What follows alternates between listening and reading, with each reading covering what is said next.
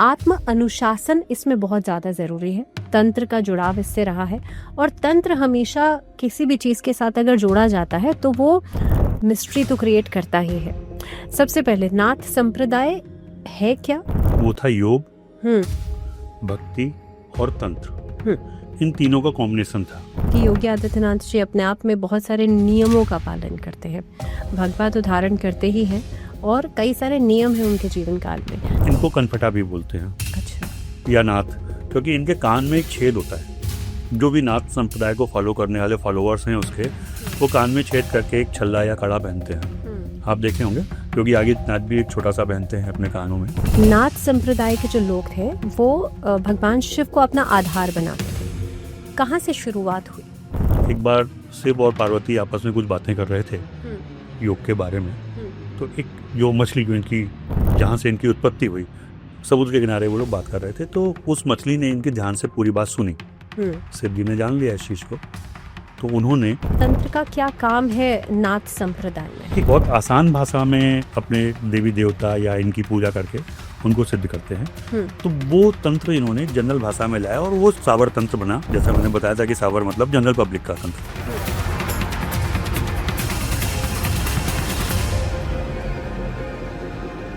नमस्कार, बहुत स्वागत है आप सभी का TOI मंत्रा में। मैं हूं आपके साथ भावना शर्मा।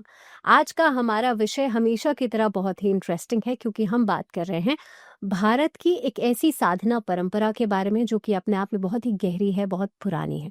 मैं बात कर रही हूँ नाथ संप्रदाय के बारे में, जिनका जुड़ाव आज की डेट में योगी आदित्यनाथ जी के साथ भी है। इस पर विस्तार से चर्चा के लिए हमारे साथ स्टूडियो में खास मेहमान हैं अनिल चतुर्वेदी जी हैं। अनिल जी, सबसे पहले तो स्वागत है आपका। नमस्कार। अनिल जी, हम जब भी बात करते हैं हम ऐसे ही कुछ मिस्टीरियस कह लीजिए या बहुत ही अनोखे, बहुत ही अलग से विषयों के बारे में हम बात करते हैं आपसे। इस बार नाथ संप्रदाय के बारे में, जो कि अपने आप में भारत की बहुत ही पुरानी साधना परंपरा है। इसका अगर हम मूल सिद्धांत की बात करें तो कहीं ना कहीं पे ये भी सुनने में आता है कि आत्म अनुशासन इसमें बहुत ज़्यादा ज़रूरी है। तंत्र का जुड़ाव इससे रहा है और तंत्र हमेशा किसी भी चीज़ के साथ अगर जोड़ा जाता है तो वो मिस्ट्री तो क्रिएट करता ही है। सबसे पहले नाथ संप्रदाय है क्या? कहाँ से शुरुआत हुई और आज की डेट में क्या आधार है? देखिए, जैसा आपने बताया कि एक बहुत प्राचीन पद्धति है ये हमारी नाथ संप्रदाय। तो ये सच्चाई है कि ये बहुत प्राचीन पद्धति है। इसमें हम तीन चीज़ों को लेकर चले। इसका जो मेन आधार था वो था योग, भक्ति और तंत्र। इन तीनों का कॉम्बिनेशन था। इनका जो मेन बेस था, जिसके ऊपर इन्होंने इस पूरे संप्रदाय को ये चला। इनके बारे में शुरुआत मानी जाती है कि जो हमारे मेन जो गुरु थे, जहाँ से इन्होंने शुरू किया, वैसे तो ये नौ नाथ प्रथा से जुड़े हुए रहे कि नौ नाथ माने जाते हैं हमारे यहाँ। तो गुरु मसेन नाथ जो थे वो पहले थे। अच्छा। लेकिन इनके शिष्य जो गुरु गोरखनाथ थे वो इसके मेन प्रचारक जाने जाते हैं, जो कि जनता के बीच में ज़्यादा लोकप्रिय हुए, क्योंकि इन्होंने मेन इसका प्रचार प्रसार किया था। गोरखनाथ जी ने। नाथ समुदाय के बारे में कहा जाता है ये लोग मेन जो बेस करके चलते हैं आदिनाथ, भगवान शिव के ये लोग पुजारी थे। मसेन नाथ से ही आगे बढ़ते बढ़ते 9 और हुए। गुरु चरपति नाथ थे और भी बहुत सारे थे लोग, लेकिन मेन फेमस जो थे यही दोनों थे जी। तो जैसा मैंने बताया कि इनकी तीन ही चीजें थी हमारी, तंत्र, भक्ति और योग। तो योग का जहाँ तक हम पार्ट लेते हैं तो योग में इन लोगों ने कुंडली जागरण पर मेन काम किया कि किस तरीके से योग के थ्रू हम कुंडली जागरण करते हैं और हमारा सारा का सारा जो पावर है उसको हम जा सकते हैं, ले सकते हैं, गेन कर सकते हैं। दूसरा पार्ट इसका आता था भक्ति। तो इसमें गुरु को इन्होंने मेन रोल दिया। अच्छा। इस पूरे हमारे नाथ संप्रदाय के जो सिस्टम है उसमें ये लोग मान के चले कि गुरु इज मेन। गुरु ने ही शिष्य बनाया और शिष्य आगे ये परंपरा आगे बढ़ती गई। तो भक्ति की बात आती थी कि भगवान और गुरु दोनों को लेके चले, और गुरु को इन्होंने मेन रोल दिया। एंड जो थर्ड आता था तंत्र। अच्छा। नाथ संप्रदाय के पहले ये कहा जाता था कि जो हमारा तंत्र है, क्योंकि बहुत सारे तंत्र की ब्रांचेस होती हैं, वो इतना आसान नहीं था। आसान इसलिए नहीं था कि तंत्र के लिए बहुत सारी सिद्धियां थी, जैसे अपने अवघड़ तंत्र चलता है और बहुत सारे ऐसे अलग अलग ये चले, तो उसमें अलग अलग ये थी जो कि नॉर्मल पब्लिक के लिए पॉसिबल नहीं थी। तो इन्होंने साबर तंत्र को मेन लेके चले। साबर जो वर्ड है सबर से बना है, जिसका मतलब होता है आदिवासी या लोकल लोग इस तरीके से। तो इन्होंने साबर तंत्र की रचना की। गुरु गोरखनाथ जी उसके मेन ये थे, प्रवर्तक थे। तो उसमें क्या था कि इन्होंने तंत्र को बिल्कुल आम बोलचाल की भाषा में, हम जनरल पब्लिक के उसमें लेकर के आए, कि जैसे हमारा अवधी या देसी हिंदी वर्ड थे जिसको कोई भी बोल सकता था। तो इस तंत्र की सबसे बड़ी खासियत है कि इसमें सिद्धियों की जरूरत नहीं थी। जैसे हम लोग कहते हैं कि मैं बहुत पूजा करी तो ये सिद्धि हुई, ये हुआ, ऐसा बहुत सारे मिथक हैं। इसमें ऐसा कोई सिस्टम नहीं था। इसमें वही गुरु शिष्य परंपरा थी कि गुरु ने अपने शिष्य को एक मंत्र दे दिया, उसमें एक तरीके से अट्यूनमेंट जिसे कहते हैं, और जो शिष्य है वो उसको डायरेक्ट यूज कर सकता था। अच्छा। और ये बहुत आसान थे। ये पहला ऐसा ये था जिसमें हमारा कोई जात पात का बंधन नहीं था। इसमें हर धर्म के लोग इसको फॉलो कर सकते थे, हर जेंडर के लोग, लेडीज जेंट्स सारे लोग इसको यूज कर सकते थे। इसमें जातियों को लेकर ही कुछ नहीं था, क्योंकि इसकी जो मेन बात के हम मानते हैं तो एक बहुत फेमस नाम लिया जाता है लोना चमारिन। अच्छा। तो इसमें SC ST या ये ऐसा कुछ नहीं था कि कोई एक ही इसको फॉलो कर सकता है। इसको सारे लोग ले सकते थे। तो एक तरीके से इसके अंदर जो अच्छाई थी वो यही थी कि ये जात पात धर्म ऊंच नीच सबसे अलग हट करके था। और साबर शायद इसीलिए इसका नाम पड़ा था कि पब्लिकली सबके लिए था। अच्छा। जिसमें आदिवासी और सारे लोग इंक्लूड हो जाते थे। कोई एक धर्म विशेष, एक जाति विशेष, एक वर्ग विशेष के लिए ये नहीं था। तो एक तरीके से इन्होंने इस सिस्टम को सबके लिए लिया गोरखनाथ जी ने। और ये काफी, इसको हम एक तरीके से ये भी मान सकते हैं कि यह समाज सुधारक भी था, क्योंकि उस समय बहुत सारी ऐसी चीजें थी। 8th सेंचुरी में, अब इसमें यह भी आता है कि ये शुरू कब से हुआ, क्योंकि गोरखनाथ जी का कोई टाइम पीरियड नहीं माना जाता। 11th-12th सेंचुरी थी जब गुरु गोरखनाथ जी को माना जाता था कि अपने पीक पे थे। लेकिन इनकी अगर शुरुआत देखते हैं, क्योंकि गुरु मसेंद्रनाथ 8वीं शताब्दी में हुए थे, 8th सेंचुरी में हुए थे, और इनसे इन्होंने शिक्षा ली थी, तो लगभग 300 साल का एक डिफरेंस मिल जाता है। तो गोरखनाथ जी को शुरू से मानते हैं कि ये बियॉन्ड द टाइम थे, सारे टाइम पे रहे। तो मेन इसकी शुरुआत जो मिलती है वो 8वीं सेंचुरी से मिलती है, लेकिन जो ये फेमस हुआ वो 11वीं-12वीं सेंचुरी में हुआ। अच्छा। अनिल जी, क्योंकि योगी आदित्यनाथ जी का नाम नाथ संप्रदाय से जोड़ा जाता है, सबसे पहले तो क्या इसके कुछ नियम हैं? क्योंकि योगी आदित्यनाथ जी अपने आप में बहुत सारे नियमों का पालन करते हैं, भगवा तो धारण करते ही हैं, और कई सारे नियम हैं उनके जीवन काल में। क्या ये नाथ संप्रदाय से जुड़े हुए ही हैं ये नियम? हाँ, देखिए, आपने कहा कि योगी आदित्यनाथ जी का नाम इनसे जुड़ा हुआ माना जाता है, ऐसा नहीं है। वो नाथ संप्रदाय से ही हैं, इसमें कुछ ऐसा नहीं है कि उनको माना जाता है, वो हैं और उस बात को मानते हैं। क्योंकि नाथ संप्रदाय की एक बहुत बड़ी पहचान होती है। वैसे तो इनके और भी 2-3 चीजें होती हैं, लेकिन इनको कनफटा भी बोलते हैं। अच्छा। या नाथ, क्योंकि इनके कान में एक छेद होता है। जो भी नाथ संप्रदाय को फॉलो करने वाले फॉलोअर्स हैं उसके, वो कान में छेद करके एक छल्ला या कड़ा पहनते हैं। आप देखे होंगे, योगी आदित्यनाथ भी एक छोटा सा पहनते हैं अपने कानों में, वो होता है। और ये वहाँ की जो नाथ संप्रदाय के जो सबसे बड़े मंदिर इंडिया में माने जाते हैं, उसमें से एक गोरखनाथ मंदिर गोरखपुर का जो बहुत फेमस है, यहाँ के महंत भी हैं। तो इसी पर तो इसके मेंबर हैं। अब रही बात कि इसके नियम और इसकी, क्योंकि कोई भी चीज़, जैसे मैंने बताया कि ये नाथ संप्रदाय में 3 ही चीज़ों को लेकर के हम चले, भक्ति को, तंत्र को और योग को। तो योग का मतलब ये होगा कि आप अपने आप पे कंट्रोल रखें। इनका मेन जो इनकी पहचान थी कि गेरुआ वस्त्र धारण करना और अपने कान में कुंडल या ये पहनना, मतलब छेद करके, ये इनकी मेन पहचान थी, जो कि हम बाहर से देख के जान सकते थे कि ये नाथ संप्रदाय के लोग हैं। बाकी इनके अंदर जो नियम होते ही हैं वो हर धर्म के होते हैं। तो ये एक स्पेसिफिक संप्रदाय था जो शिव को मानता था, तो उसको लेकर के इन्होंने अपना मेन आदि योगी शिव को माना। अच्छा। शिव से शुरुआत हुई और वहां से दत्तात्रेय जी के थ्रू मसेंद्रनाथ से होते हुए ये आगे बढ़ता चला। तो गोरखनाथ जी उसमें मेन जो हमारे आदित्यनाथ जी हैं, वो आज भी वहाँ की जो नाथ मठ है हमारा, गोरखनाथ मठ है, वहाँ के महंत माने जाते हैं। अनिल जी, आपने कहा कि नाथ संप्रदाय के जो लोग थे वो भगवान शिव को अपना आधार बनाते थे। कहाँ से शुरुआत हुई?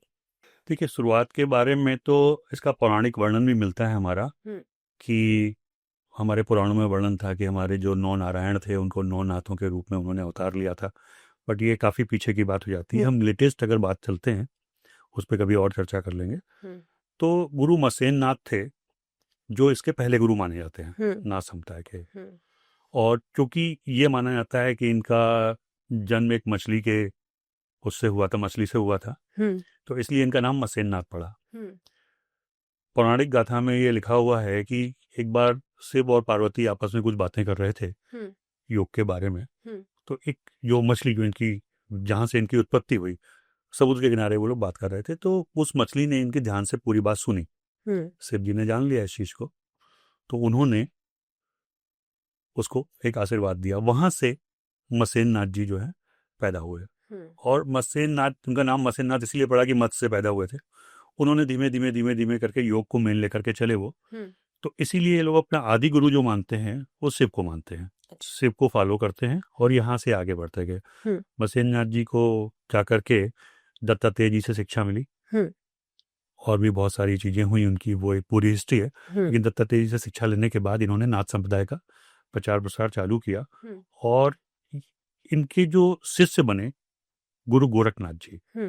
बेसिकली हम लोग नाथ संप्रदाय में सबसे ज्यादा गोरखनाथ जी का नाम जानते हैं बिकॉज वो सबसे फेमस रहे, और नाथ मठ के होने के बाद भी तो मसेन नाथ से ज्यादा नाम लोग इनका जानते हैं। तो गोरखनाथ जी ने ही मेन इसका ये किया था। तो इसकी भी एक हिस्ट्री ये थी कि गुरु मसेन नाथ जी एक बार गए तो एक लेडी मिली उनको किसी गांव में। तो उनको कोई बच्चे नहीं हो रहे थे, शादी के बहुत साल हो चुके थे। तो उन्होंने क्या किया कि वो जान तो गए योगी थे, बहुत बड़े योगी थे मसेन नाथ जी। तो उन्होंने उनको एक भस्म, नाथ संप्रदाय में एक खास बात है, ये लोग भस्म बहुत यूज करते हैं। अच्छा। तो शिव के हवन वाली आपको आज भी मिलेगा जहाँ पे भी आप इनके जो मंदिर है मेन, जैसे आप उज्जैन में जाते हो भरतरी गुफा पे बना हुआ है, गोरखनाथ मंदिर में आप जाते हो या ज्योतिपीठ है, इन सब जगहों पे आपको भस्म का मेन रोल मिलता है। तो वो भस्म उन्होंने उस लेडी को दी कि तुम्हारे बच्चा नहीं हो रहा है, अगर तुम इसको खा लोगे खीर में मिला के तो तुम्हारे बच्चा होगा।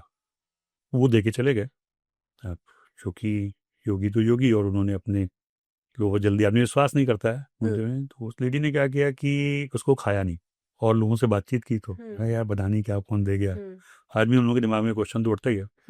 तो उन्होंने उसको उठा करके फेंक दिया, गड्ढे में दबा दिया।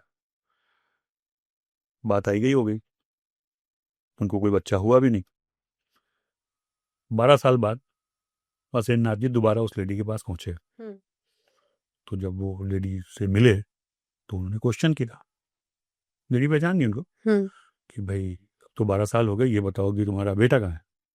तो बेटा बाद में देना, पहले मुझे बताओ कि वो जो मैंने तुम्हें बस दी थी तो तुम्हारा बेटा हुआ, संतान हुई कि नहीं हुई, तो क्या हुआ, उसने सर्वाइव किया कि नहीं किया, कि क्या हुआ, मुझे उसे देखना है। तो वो डर गई कि बोली अब क्या होगा। तो उसने फिर सच बताया कि साहब हमने तो वो खाई नहीं थी, हमने तो उसको एक जगह दबा दिया था गड्ढे में। तो बोले मुझे लेके चलो उस जगह पे, कहाँ पे दबाया था। तो लेके पहुंचे वहाँ पे।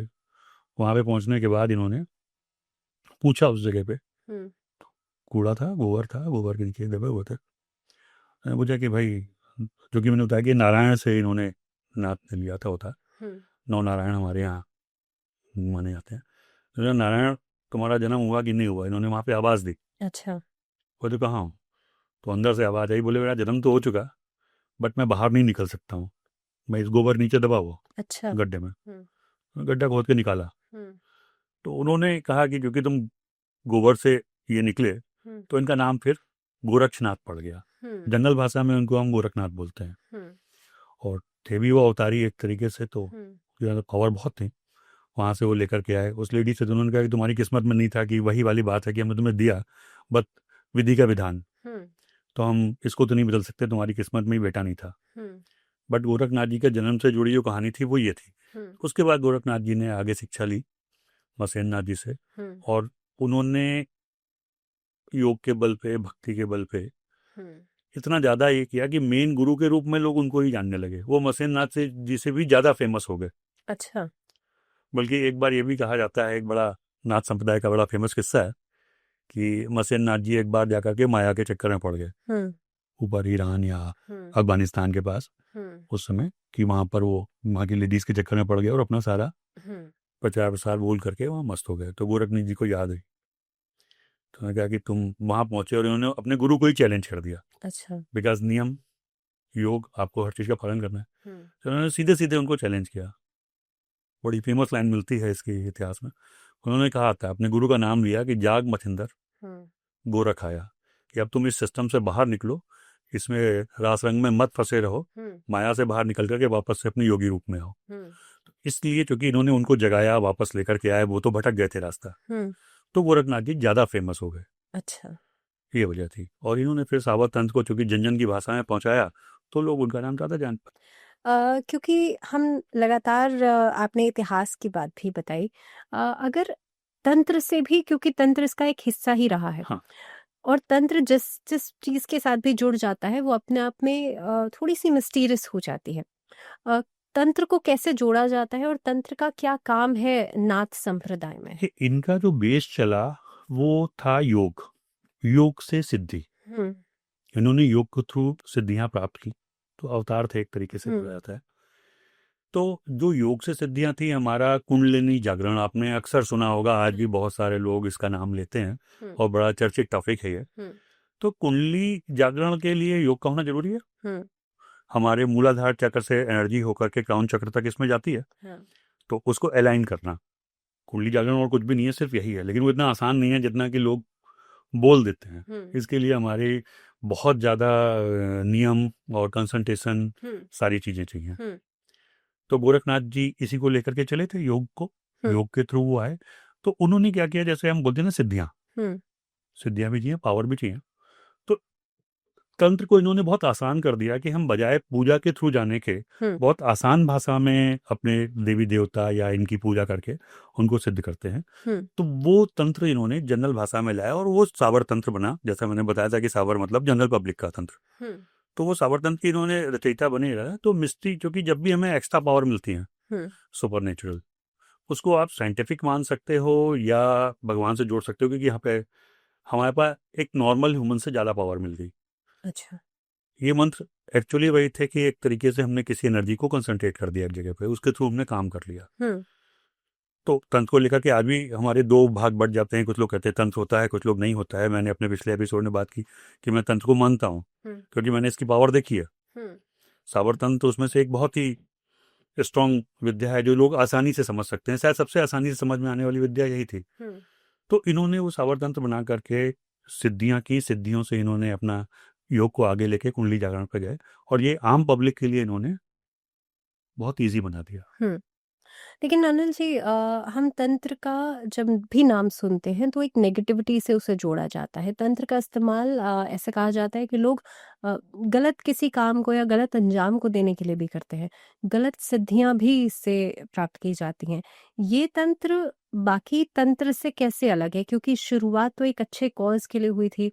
कुंडलिनी जागरण जो कि एक डिवाइन प्रोसेस है वो इससे जुड़ा रहा है, या योग या आत्म अनुशासन इससे जुड़ा रहा है। तो ये तंत्र जो कि नेगेटिविटी से जोड़ा जाता है उससे कैसे अलग है, या वो लाइन कहाँ खींची किसी जाएगी? भी चीज की कोई लाइन नहीं होती है। मैं हर बार बोलता हूँ कि ये एक पावर है। पावर का यूज कैसे करना है ये उस पावर को होल्ड करने वाले को पता होता है। सावर तंत्र बेसिकली जो फेमस हुआ 4-5 चीजों के लिए। तंत्र में जैसे हम लोग अगर हनुमान चालीसा भी बोलते हैं ना, तो बोलते हैं असिद्ध नौ निपके गया। उसमें एक लाइन आती है, वो असिद्धियां क्या हैं? वो असिद्धियां वही तंत्र है। इसमें हमारा आता है, जैसे तंत्र में कई पार्ट होते हैं, मारण, स्तंभन, वशीकरण, उच्चाटन एंड 4 और।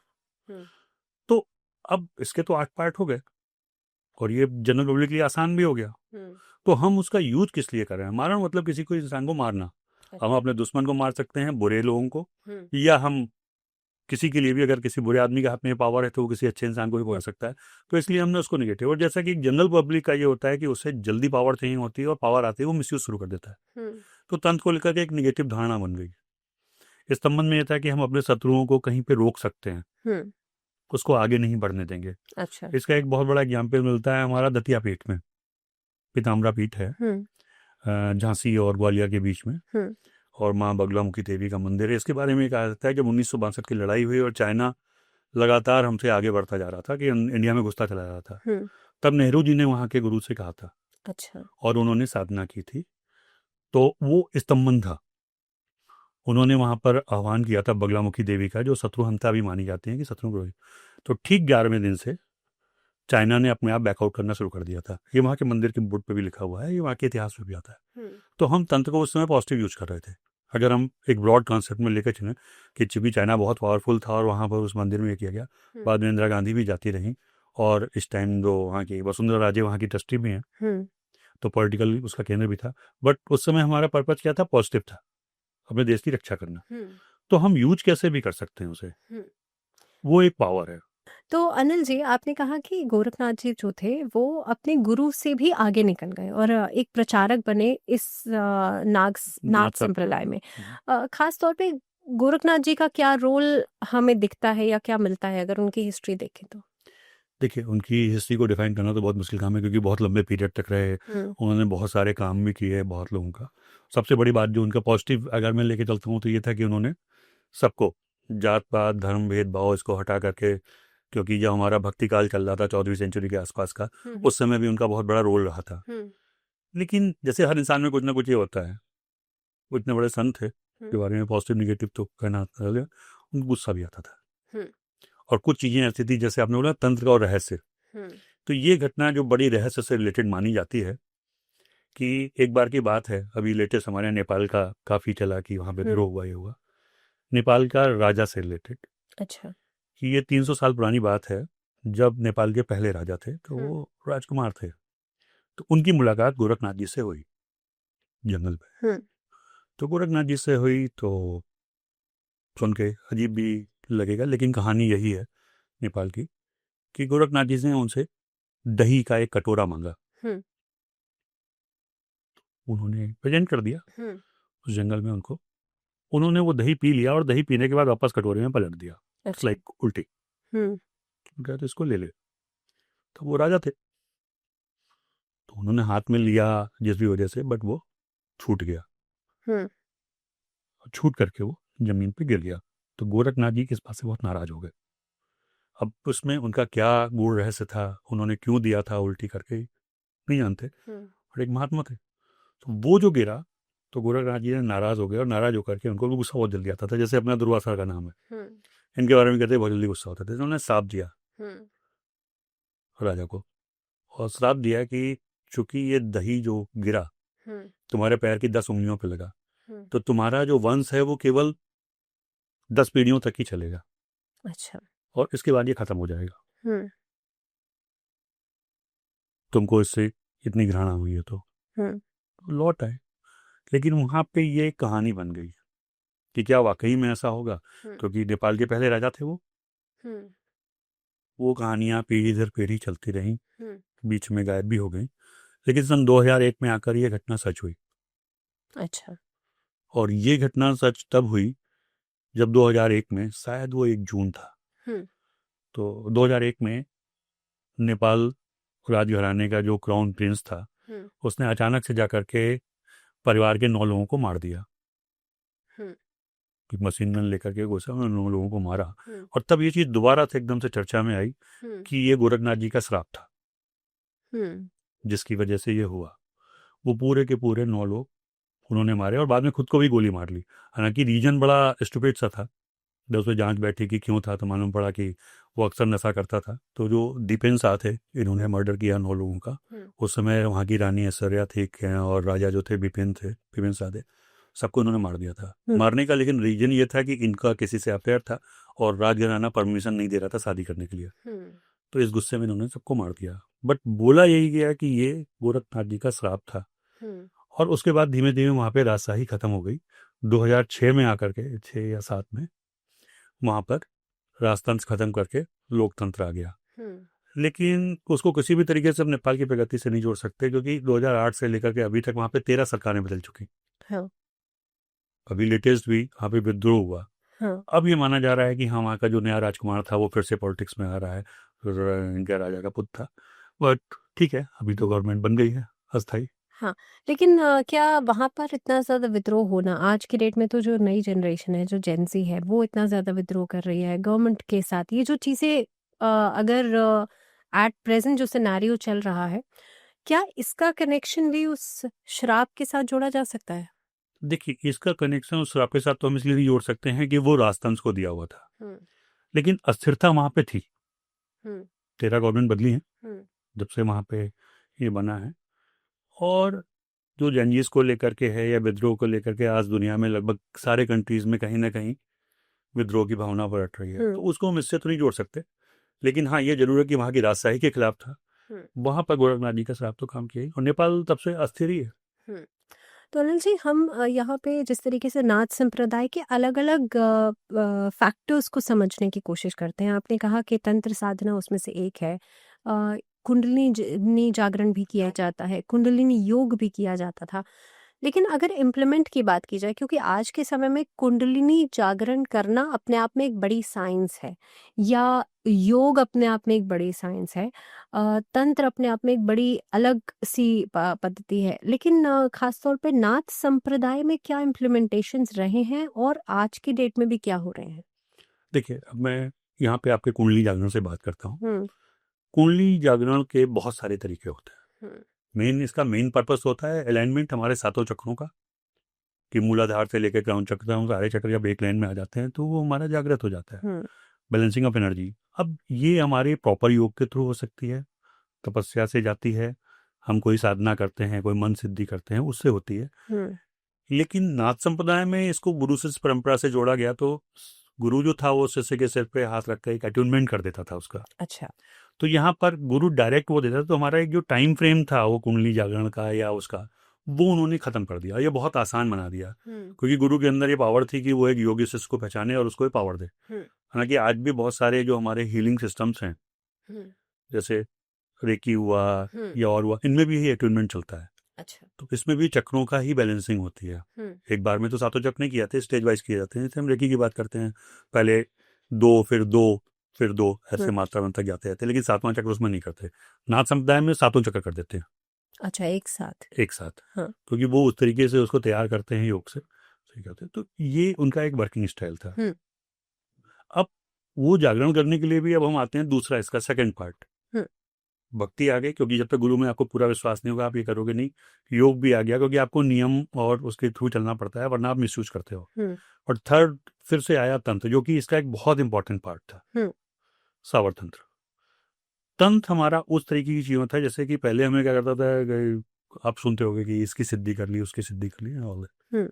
तो इसमें इन्होंने इतना आसान बनाया कि आप डायरेक्ट उससे कनेक्ट कर सकते थे, जिसकी भी आप पूजा कर रहे हो, देवी देवता की या किसी शक्ति की, उससे आप डायरेक्ट कनेक्ट कर सकते थे। उसके लिए किसी चीज़ की जरूरत नहीं, तो आप सीधे उसको करने के बाद 1 या 2 मंत्रों से आपको सिद्धियां नहीं करनी थी, सीधे सीधे आप कर सकते थे। तो तंत्र, अब इस तंत्र के मेन जो यूजेस हुए पब्लिक में, मतलब गोरखनाथ जी का पर्पज तो सिर्फ इतना था कि जैसे कोई बीमार है, उसकी बीमारियां सही करने की, जिसको हम मार्केट में हीलिंग की तरीके से जोड़ते हैं, क्योंकि बहुत सारी हीलिंग थेरेपीज आ गई हैं मार्केट में। रेकी हीलिंग आई है, या संभाला आई है, या सांबवी आई है, लेमुरी आई है, ऐसे बहुत सारे हीलिंग थेरेपीज हैं।